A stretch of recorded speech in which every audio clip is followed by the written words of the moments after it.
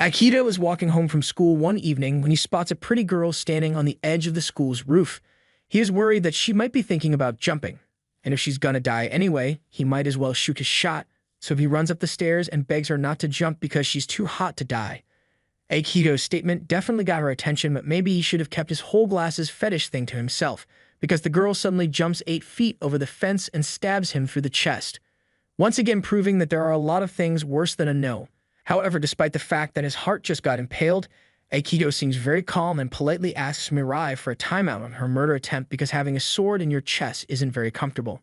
If you're wondering why she has a blood sword in the first place, it's because Mirai is the last surviving member of the Cursed Blood Clan, a group of people who can manipulate their blood at will, and she was summoned here by the Mace group to hunt down a dangerous half-shading yokai from beyond the boundary, and that half-shading happens to be Akito. His shadowing half grants him incredible regeneration abilities, so aside from some psychological trauma, he ends up being perfectly fine despite what Mirai did to him. But that doesn't mean she's going to stop trying. She eventually chases him into a classroom, but she lost sight of Akito on the way here, so she's cautiously checking all the hiding spots to find him. However, she kind of sucks at hunting people down because she gets distracted by a phone ringing nearby, and at that moment, Akito is able to drop the storage locker on her. Unfortunately, a locker isn't enough to stop her as she's able to cut her way out with her sword, but now she has a bucket on her head, so she's a lot less intimidating. She also sounds like she's really hungry, so Akito comes up with a plan to get her to stop trying to kill him and offers to bribe her with some food. Later on, he and Mirai are at a restaurant, and Akihito is yelling at her for trying to kill him so much. Mirai doesn't see what the big deal is since Akihito is immortal, but that doesn't mean he can't feel pain, and getting stabbed really hurts. However, Mirai doesn't seem to care about that. The way she sees it, if Akito can't die, then she might as well use him for practice, but since he bought her dinner today, she promises not to attack him, at least not for the next few days.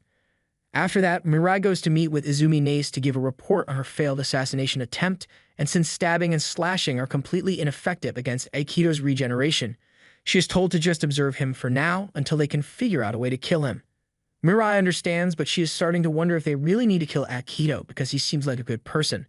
However, Mace tells her that it's only a matter of time before Akito's shadowing half resurfaces, and when that happens, she expects Mirai to execute him without mercy. Mirai nods in agreement, but the truth is, she hates being a spirit hunter, and she's terrified of taking lives. She tried quitting early on so she could live a normal life, but the cursed blood running through her veins is dangerous, so she's always treated like a threat to be monitored or used. But it's different with Akito because with his status as a half-shadowling, he knows what it feels like to be treated like a monster. Regardless of how harmless he tries to make himself, the Bureau always has its eyes on him, and he knows the only reason they haven't eliminated him yet is because they don't know how. Mirai doesn't want Akito to get involved with her, but he keeps finding ways to be around her, so they end up spending a lot of time together. And one day, a powerful dream shade known as the Hollow Shadow begins rolling into town, and its presence is causing all the other dream shades to act out. So the spirit hunters are all working hard to keep things in check. Mirai plans to go out and defeat the Hollow Shadow, and even though she tells Akito to let her do it alone, he ends up following her in any way, and now they are both stuck in the Hollow Shadow's illusion. The Hollow Shadow takes the form of Mirai's childhood trauma to get to her, and she loses the will to fight back, but Akito manages to snap her out of it just as she is about to be killed, so Mirai is able to destroy the Hollow Shadow's illusion with her cursed blood. Now that the illusion is broken, they are all released, but as Akito tries to go check on Mirai, he is stopped as her blood begins to rain down from the sky. This is the nature of Mirai's cursed blood. Anything or anyone who comes in contact with it will die a painful death as their skin erodes. And this curse is why she has been isolated her entire life, and now that Akito knows what she's capable of, she asks him if he still thinks she's a normal person. Akito tells her that to him, she's always going to be a beautiful girl with glasses, and that's comforting to hear, but also kind of weird. Unfortunately, Akito let his guard down for too long, because the Hollow Shadow managed to sneak up from behind and possess his body. Akito is able to stay in control for now, but his consciousness won't be able to hold out much longer, and if the Hollow Shadow takes over his body, it would be a catastrophe, so he begs Mirai to stab him and drive out the shadow. Mirai hesitates because she's worried about hurting Akito, but he tells her it's okay. She came here because she has a job to do, so he wants her to finish it with no regrets. Mirai closes her eyes and charges forward before stabbing Akito through the chest. But a single stab wasn't enough to drive the hollow out, so she is forced to unleash the full power of her blood, practically melting Akito inside out. This finally destroys the shadow, but it also causes Aikido to suffer excruciating pain, so he is currently passed out on the floor. Mirai wants to go over to check on him, but all of a sudden, several spirit hunters show up, and it looks like they are here for Aikido.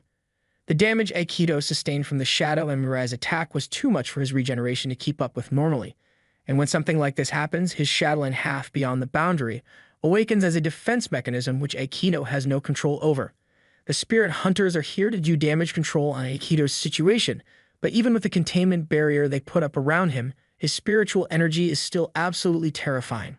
Once beyond the boundary has awoken, it immediately begins ripping into the barrier in an attempt to escape, but the hunters came prepared, so Ayaka uses her talismans to mend the holes in the barrier. Unfortunately, Beyond the Boundary was just getting started because he now begins launching dozens of fireballs at the barrier, causing it to deteriorate even faster than before. A single one of those fireballs is enough to level a mountain, so the hunters are having a hard time keeping him contained, and all their attempts to subdue him have failed miserably. Beyond the Boundary eventually breaks loose, and in an instant, everything in the vicinity is reduced to a smoldering pile of ash and rubble.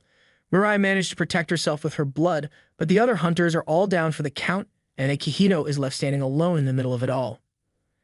Mirai finally understands what he meant when he said he knows what it feels like to be treated like a monster. She feels terrible because she never put any effort into learning more about Aikido, but now it's her job to stop him, so she starts running towards him.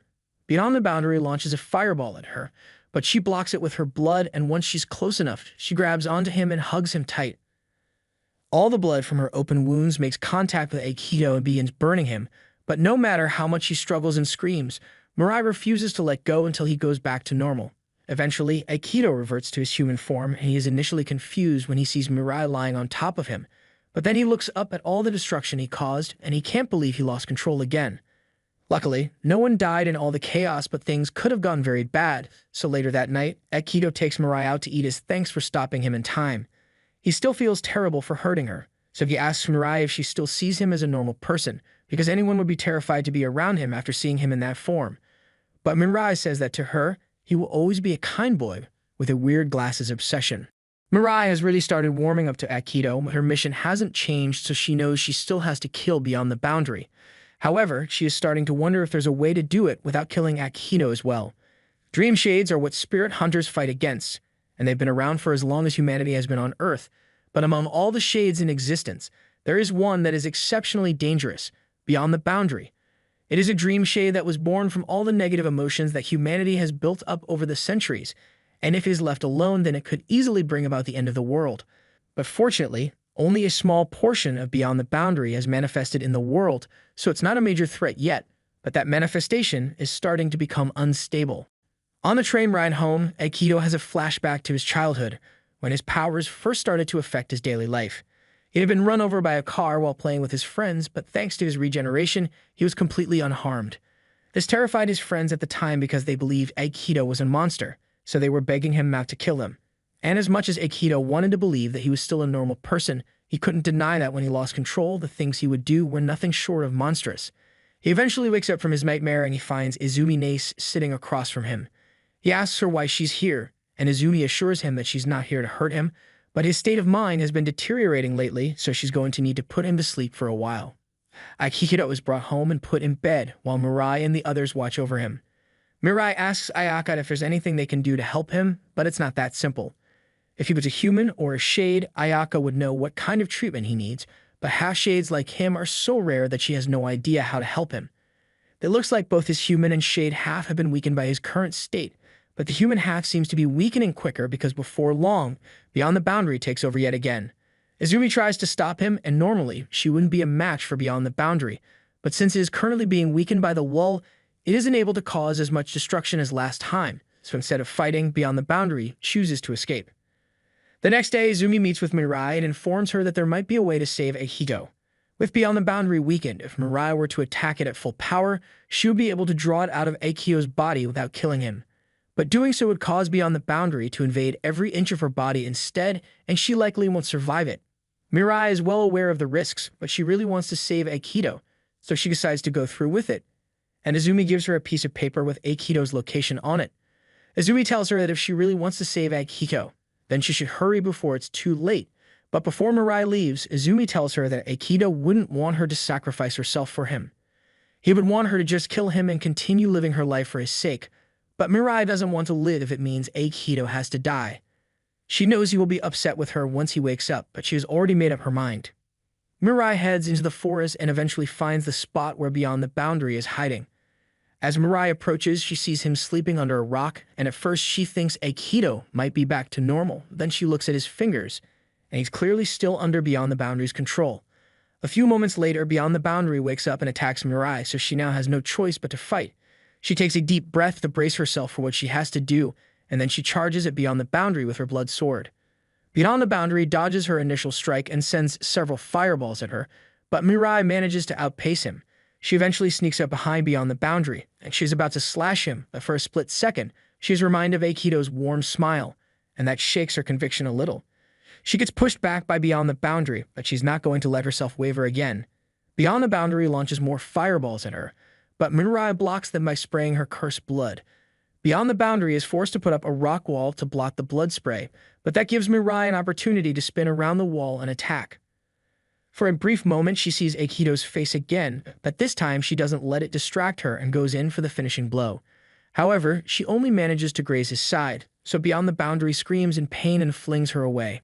Now that he is injured, Mirai has a clear shot in him, so she starts running towards Beyond the Boundary, and this time she doesn't miss. Days later, Aikido wakes up in a hospital bed with Mirai sitting next to him.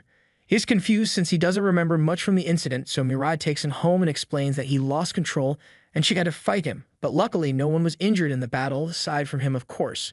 Aikido takes a look at the bandages around his stab wound, and he's not used to being hurt since all his injuries would usually be healed within a few minutes, but Mirai says things should go back to normal for him once the lull is over. Mirai says she'll make him some omelet rice, or at least she tries to, but I don't think she has the skills for it. Aikido offers to show her how to do it properly, but when he heads over to his fridge, he is shocked to find out that all the eggs in his fridge are gone, and there's a big pig head just sitting in there. He asks Mirai to explain why she put a pig head in his fridge, but Mirai just laughs and acts like there's nothing strange about it. She then offers to go buy some replacement groceries for him. Things seem perfectly normal, but Aikido can't shake the feeling that something is off. He and Mirai spend the entire day together, and by evening they are sitting together, reading in the school's club room. It's getting late, so they need to head home soon, but before Mirai leaves, Aikido asks her if she'd like to go out for dinner with him. Mirai is overjoyed by the idea of a date, but she is a little disappointed that he didn't ask her earlier in the day because there isn't much time left. Aikido is confused and asks her what she means, but a few moments later, the world begins to flicker with memories of what really happened when Mirai faced Beyond the Boundary. She didn't want to kill Aikido, so she pushes all of her blood into his body to drive Beyond the Boundary out, but as a result, Beyond the Boundary began to flow into her instead, and her body was completely destroyed. This entire day has been nothing more than a dream she created with the last bits of her blood in Akihido's body. She just wanted one final chance to say goodbye to Akihito, but it looks like her time is up. Akihito wakes up alone in a hospital bed, and he now has to face the fact that he may never see Mirai again. In reality, she's not actually dead, but Akihito doesn't know that. Her consciousness was absorbed by Beyond the Boundary, which has started manifesting in the sky, so she wakes up in a cold recreation in the town with no one else around. She is suddenly attacked with dozens of fireballs, and it's clear that Beyond the Boundary is trying to destroy her completely, so she has to do whatever she can to survive. Akihito was apparently in a coma for 3 months, and he is told that he is no longer immortal because Beyond the Boundary has been expelled from his body.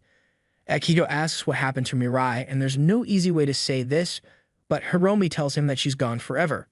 She used up all of her blood to save him, and Akihito blames Izumi for informing Mirai of that option. But she was well aware that there was no way she could survive something like that, yet she still chose to do it anyway, because she valued Akihito's life more than her own. But you just can't accept that. When he gets home, he scrolls through his phone, and he is shocked to find an old email from Mirai. She wrote it for him before she sacrificed herself because she wanted him to know that he shouldn't blame himself for what happened to her. Since she was born, she has been scorned and despised for her blood, but after meeting Akihito, she got to experience what it's like to be happy. He also taught her that her powers can be used for more than just destruction, so even if she ends up dying from this, she's still happy that she came to this town and got to meet him. Just then, Beyond the Boundary acting up and dream shades all over the city start getting sucked in, so all the spirit hunters in the city are on high alert. It's so bad that Akihito's mother returns after years of ignoring him. She tells everyone that she normally wouldn't be allowed to get involved, but if nothing is done about Beyond the Boundary, then the world could be in danger.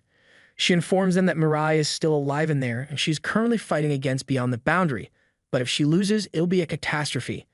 Akihito asks her to tell him how to help Mirai, so his mother points to a dreamstone on the floor and explains that it's a portion of Akihito's Shaolin core that was dislodged when Mirai first stabbed him.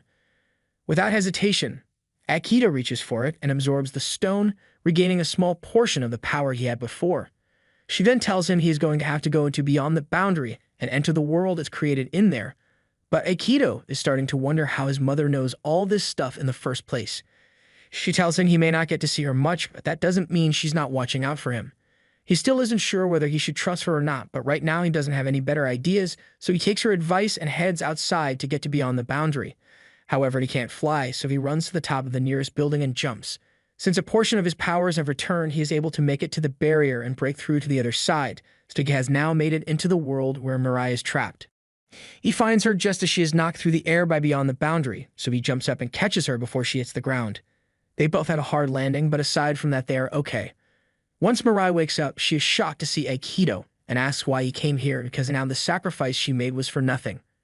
However, Akihito yells at her and says he never asked her to do that in the first place. He doesn't want to live in a world where she doesn't exist, so there's nothing she could ever say to make him agree to her sacrifice. Just then, Beyond the Boundary begins howling, so both of them get up and start running because they need to deal with it as soon as possible. Akihito finds it hard to believe that that thing is a shade, or that it was inside him until recently, but Mirai points out that this entire area is inside Beyond the Boundary, and that thing in the sky is just its core. At least now they know where its weak spot is, but getting up there is going to be a challenge, so they're going to have to get creative. Akihito finds a bike nearby, so he and Mirai hop on it and start riding up a mountain. They have been making good progress so far, but then they realize they are heading straight for a cliff. It's too late for them to stop now, so Akihito steps on the gas, and once they get close to the edge, Mirai uses her sword to launch them into the air.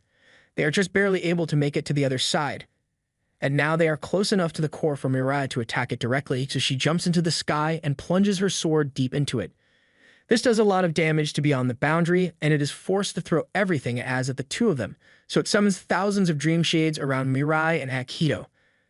The Dream Shades here are more than anything Mirai has ever faced, but they have no choice but to fight their way out, so Akihito and Mirai charge forward and begin destroying the Dream Shades. It takes a long time, but they eventually manage to defeat all the Dream Shades. But that doesn't mean they've won yet, because a giant ham emerges from Beyond the Boundary's core and attacks them. However, Akihito is easily able to stop it because he realizes this final monster is really him. He and Beyond the Boundary are the same person, so he is aware of every negative emotion and is stored in there. All the envy, resignation, and self-hatred that Akihito has built up over the years are still there, but he refuses to let it become the world's problem, so he reabsorbs Beyond the Boundary and puts an end to all this madness. They finally won, but unfortunately, because Beyond the Boundary has gone back into Akihito, there's nothing to sustain Mirai's consciousness anymore. And since her body was destroyed, there's nothing for her to go back to, so it looks like she really will disappear this time. She thanks Akihito for everything he has done for her and says she was truly happy whenever they spent time together. Akihito desperately tries to hold on to her, but there's nothing he can do but watch as she crumbles away and turns to dust. The only thing left of Mirai is her ring, so Akihito dives off the cliff to catch it and falls back to Earth. Everything eventually goes back to normal since Beyond the Boundary is once again contained within Akihito, but he is having a hard time trying to adjust to life without Mirai. But he plans to do his best because he knows that's what Mirai would have wanted. Then one day, as Akihito is leaving school, he takes a look at Mirai's ring to reminisce on the good times he had with her, but right before his eyes, the ring disappears. Akihito knows that can only mean one thing, so he races up the stairs and walks out onto the school roof where this all started. He finds Mirai standing there and he has no idea how she managed to return, but he is overjoyed that she came back to life. However, there's one major problem: Mirai doesn't remember who she is.